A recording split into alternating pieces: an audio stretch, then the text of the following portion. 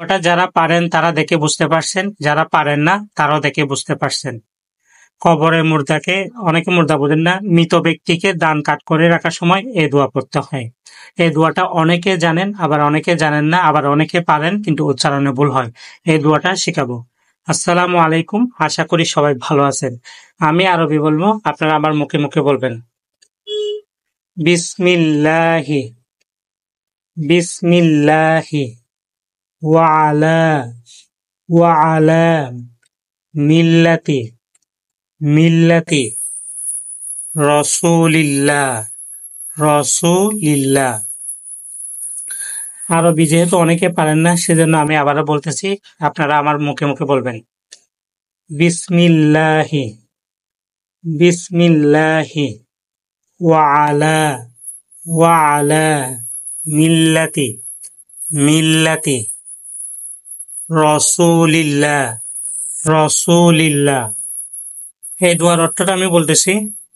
আল্লাহর নামে এবং আল্লাহর রসুলের দিনের উপর তোমাকে সহায় দিলাম। আশা করি এই দোয়ার অর্থটা বুঝতে পারছেন।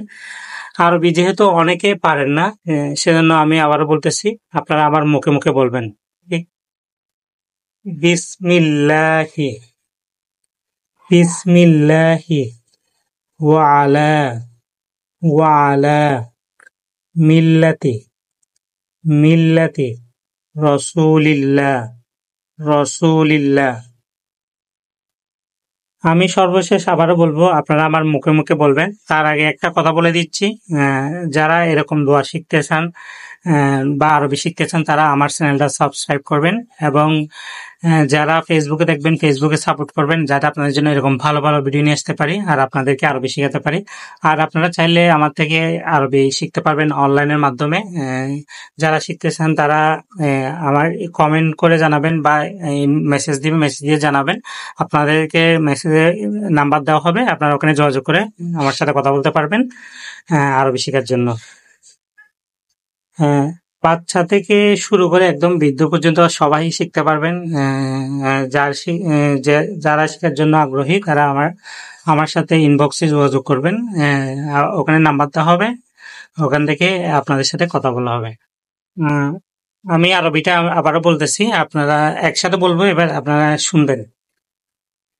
বিসমিল্লাহি, ওয়ালা, মিল্লাতি, রসুলিল্লাহ।